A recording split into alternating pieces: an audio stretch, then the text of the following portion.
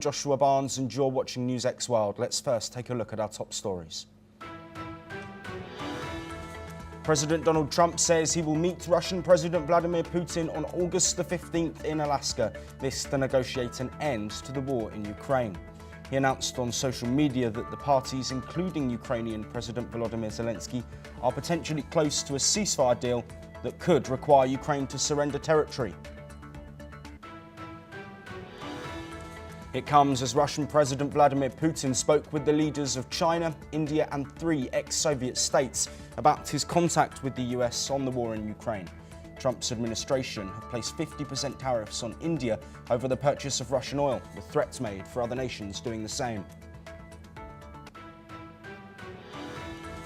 Thousands have gathered in Nagasaki to mark the 80th anniversary of the atomic bombs. The regional mayor warns that current global conflicts risk triggering a nuclear war. On this day, in 1945, the United States dropped a 10,000-pound plutonium bomb, killing tens of thousands of people. UN Chief Antonio Guterres criticised Israel's plan to take control of Gaza City, calling it a dangerous escalation that would force Palestinians from their homes.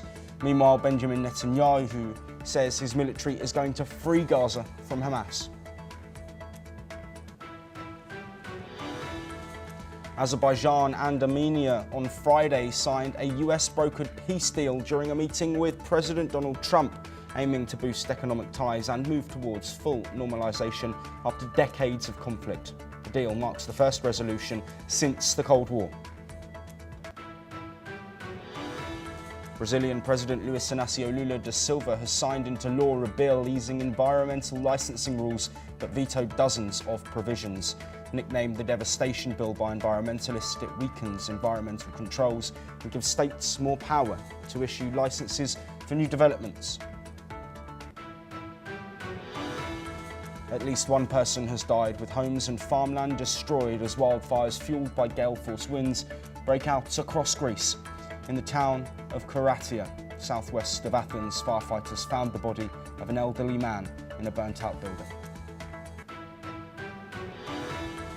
American astronaut Jim Lovell, commander of the ill-fated 1970 Apollo 13 mission, has died at the age of 97. Lovell was portrayed by Tom Hanks in the 1995 film titled Apollo, which told the story of the mission's near disaster after an onboard explosion. 8 decades after the atomic bomb that devastated Nagasaki, the city marked a solemn milestone today. For the first time since 1945, both bells of the Immaculate Conception or Urakami Cathedral rang together. One of the original bells survived the blast, but its twin was lost. Funded by American Catholics after a year-long campaign, the new bell was installed earlier this year. It chimed at 11:02 a.m. local time, the exact moment the US dropped the Fat Man plutonium bomb that killed around 74,000 people by that year's end. Nearly 100 countries joined the commemoration, including Russia and Israel, both returning after years of absence. Prime Minister Shigeru Ishiba laid a wreath at Peace Park. Let's listen in to what the Japanese Prime Minister had to say at the memorial.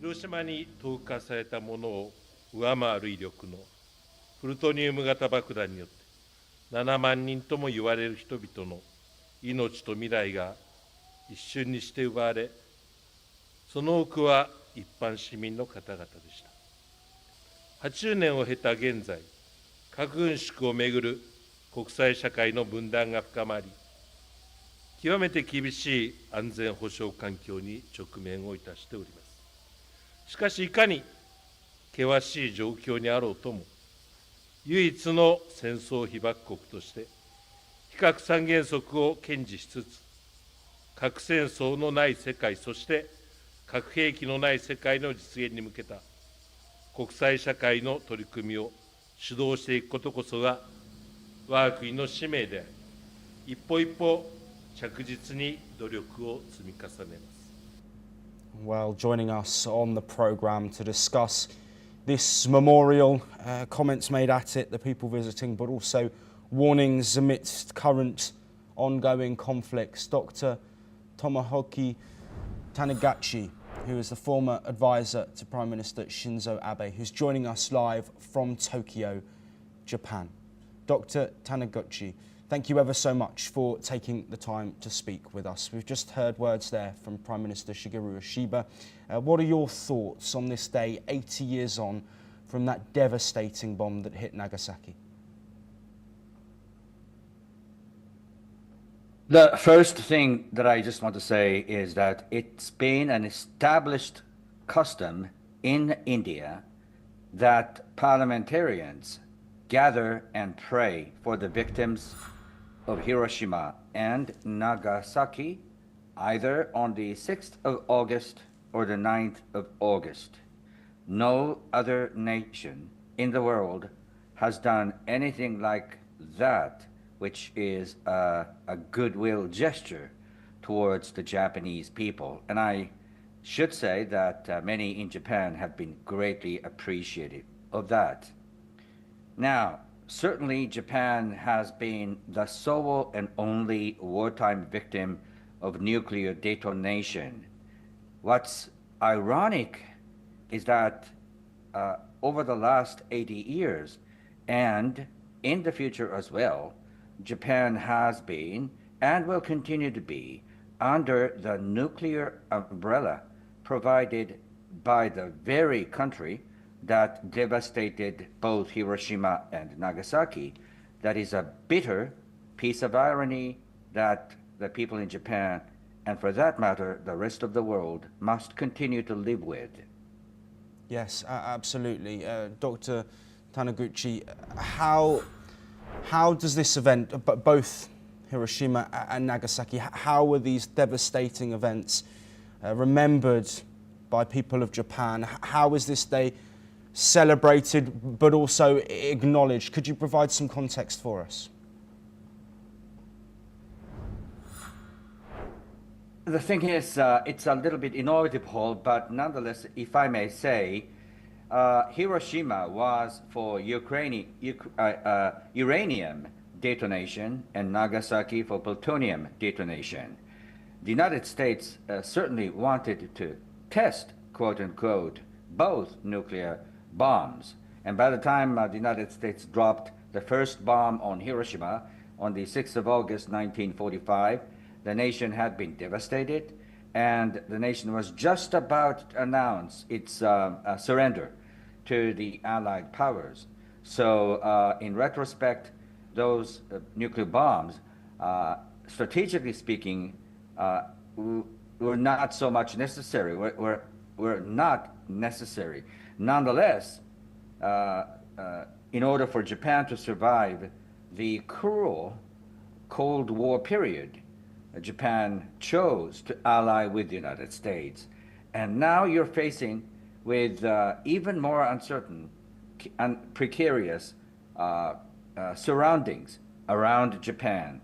So the value of nuclear umbrella, the extended deterrence, has gained even more salience. How ironic, isn't it? But that's the reality. Yes, and how significant is it that both leaders from Russia and Israel have attended after years of not attending these memorial services? Again, I can barely hear what you have said. Apologies. Still, apologies. if I may continue. Right, if I may continue, if you can, assuming you can hear me all right.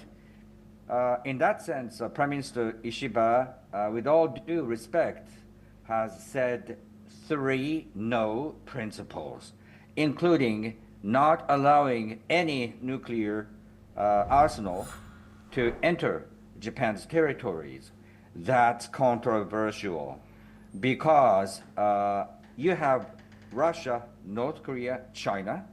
Never before have these countries become so much powerful as regards nuclear capabilities, nuclear weapons capabilities. So it's now time for the United States and Japan to store nuclear weapons so that they could jointly manage the deterrence capacities. But to say that Japan is going to adhere to these three no nuclear principles, there will be no room for such discussions. And I think that's disappointing. Yes, and Dr. Tanaguchi, of course, the local mayor has warned about current conflicts that are ongoing and the risk of further nuclear war. As you mentioned earlier, this is the last instance of a nuclear weapon being used in this way. Do you think that those warnings are realistic, and what needs to be done globally to avoid another nuclear bomb being used? The non-nuclear regime, non-proliferation regime, non-proliferation regime, I think those regimes still are very much important. And I think as a nation that's gone through these tragic experiences, Japan must continue to hoist the banner of no nuke. But at the same time, Tokyo, Japan, must continue to be very much realistic in thinking about the international situation. And I think that's to be repeated. Yes, absolutely. And Dr. Tanaguchi, as we bring this discussion towards an end, what do you think is next for the people of Japan in terms of acknowledging this moment, but also understanding the impact that it's had on hundreds of thousands of lives that were lost, so many families that were affected? Is the right thing being done, do you think, from the global perspective, or do you want more to be done for that acknowledgement? I am so sorry, but I cannot hear you exactly. But using my informed guess, the question is about the reactions from the Japanese people. For the last 80 years, the Japanese collectively have swallowed this bitterness, tragedy, and that's been a national experience, and it's been told and retold to the next generation without provoking anger, without encouraging the Japanese to be very much angry towards anyone. So in such a pacific, calm way, they buried, if you like, the collective memory of pain and blood, sweat, and tears. Dr. Tomohiko Taniguchi, thank you ever so much for joining us on this day where the world is remembering the Nagasaki bombing, of course, with so many world leaders in attendance, and those memories will continue to be there. Moving on now, though, as Russian President Vladimir Putin has held calls with the leaders of India and China ahead of his newly announced summit with US President Donald Trump in Alaska. The talks come as Trump's deadline for Russia to accept a peace deal or face steep secondary tariffs expires. Reports say Putin is seeking major territorial concessions from Ukraine, including control of Donetsk, Luhansk and Crimea, in exchange for halting the war. Meanwhile, China's Xi Jinping welcomed US-Russia dialogue, while India's Narendra Modi thanked Putin for sharing updates. Putin also spoke with South Africa's Cyril Ramaphosa, the UAE's Sheikh Mohammed bin Zayed. All are part of the BRICS group, seen by Moscow as a counterweight to US influence. Well, of course, this meeting comes in the midst of the Russia-Ukraine conflict. The US has been deeply involved in trying to end this war. Russia speaking with several allied nations ahead of this meeting. The details are not, of course, public, but we understand the situation surrounding many of these nations purchasing Russian oil. Also part of BRICS, an alliance of nations that, as I just mentioned, is seen as a counterweight to the US influence, a sphere of influence that, of course, is evolving under US President Donald Trump. But this situation is in the midst of war. Western allies of Ukraine have been pushing for a ceasefire deal. Ukraine have been looking for a ceasefire deal that won't need to have land handed over to Russia. Donald Trump implying that this could be a way forward for the deal. Questions will be raised in Ukraine. Questions will be raised by Western allies who have pushed, of course, with having Ukraine's back on this situation. A lot to digest, and we will do that here on NewsX World. Moving on, and after nearly 4 decades of conflict, Armenia and Azerbaijan have signed a historic peace agreement brokered by the United States at the White House. The deal ends years of bloodshed over the Nagorno-Karabakh region and will reopen key transport links between the two countries. A central feature is the creation of a new transit corridor to be called the Trump Route for International Peace and Prosperity, linking Azerbaijan with its Navchivan enclave and onward to Turkey.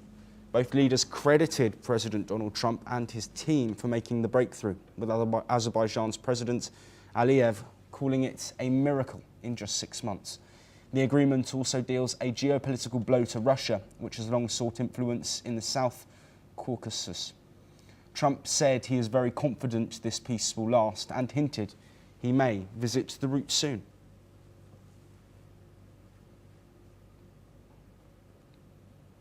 We now head towards the Middle East, and a UN Security Council has held a rare session this Saturday to discuss Israel's plan to seize control of Gaza City. Just earlier, we had the Palestinian diplomat urge the UN Council to act immediately on Israel's expansion plan. He also warned that this move would deepen the humanitarian catastrophe in the Gaza enclave. Let's listen to what he said. Of course, this escalation by the Israeli government is going in total contradiction to the will of the international community, international law, and common sense, and I even dare to say against the wish of the majority of the people inside Israel. Furthermore, the spokesperson for the UN Secretary General called it a dangerous escalation that could worsen the situation for millions of Palestinians and further endanger lives, and that's including hostages. Let's listen in once again. Secretary General is gravely alarmed by the decision of the Israeli government to take control of Gaza City.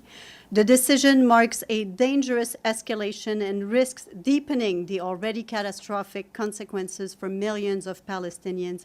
It could further endanger more lives, including the lives of the remaining hostages.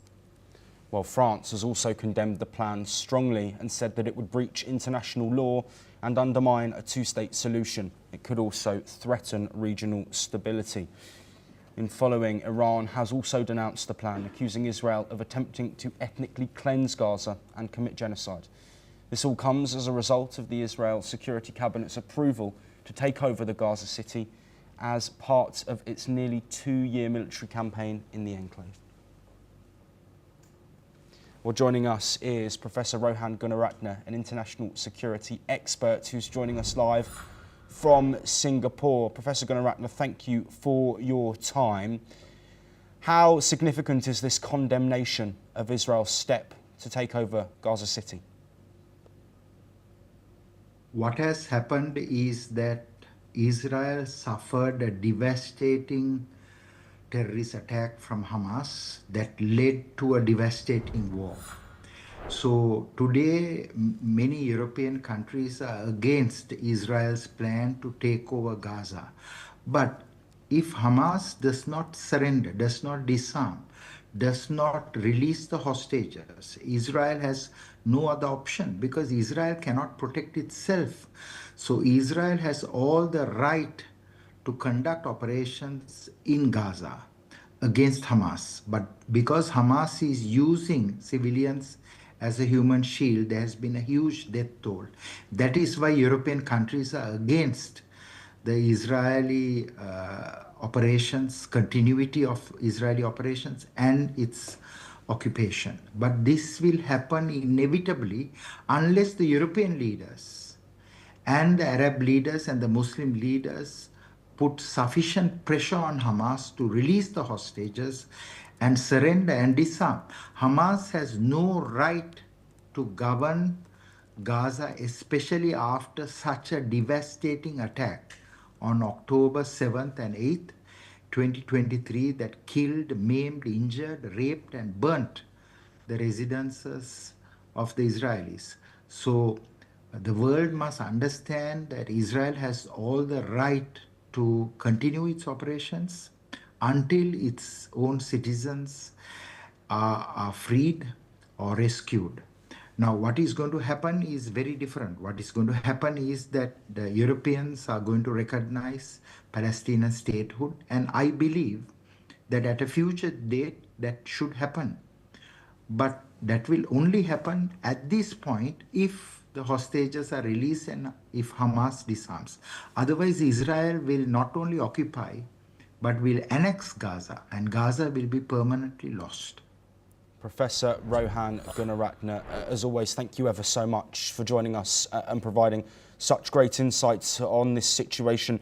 It's a controversial topic with both sides obviously suffering greatly in this war, with hostages still being held and a humanitarian situation within Gaza that is reportedly extremely difficult. We will continue to bring you updates on that and diplomacy as we get them from Gaza.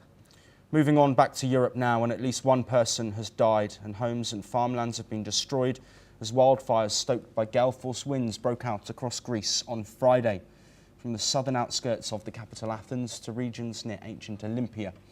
A large fire erupted in the small town of Karatia, southwest of Athens. According to reports, firefighters found the body of an elderly man inside a burnt-out building. Let's now listen to what a local had to say about these fires. Να σου πω, τα έχω χαμένα και εγώ τώρα αυτή τη στιγμή ξεχωρούμαστε από εδώ πέρα, είμαστε δηλαδή σε κατάσταση απελπιστική, όχι μόνο εγώ, όλος ο οικισμός. Είμαστε εδώ, θα είναι 40 χρόνια που μένουμε μόνιμοι κάτοικοι εδώ πέρα. In the ancient Olympia region in the southwest, massive flames swept through olive groves and forest land.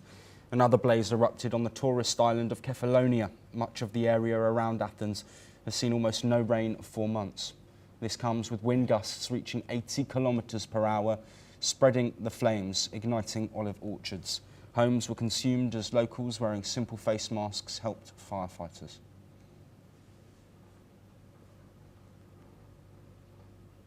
NASA has released an obituary following the recent death on August the 7th of legendary American astronaut Jim Lovell. He passed away at the age of 97 and was the first person to travel to the moon twice, but never land. Lovell was best known as commander of the 1970 Apollo 13 mission, which was disrupted by an onboard explosion, and the crew was forced to abort their moon landing and navigate hundreds of thousands of miles back to Earth. The mission later went on to inspire the famous Hollywood film titled Apollo 13. Following Jim's passing, acting NASA head Sean Duffy praised him, saying his achievements had helped the US space program forge a historic path. Well, that is all that we have time for, but we will be back shortly with more of your latest international news.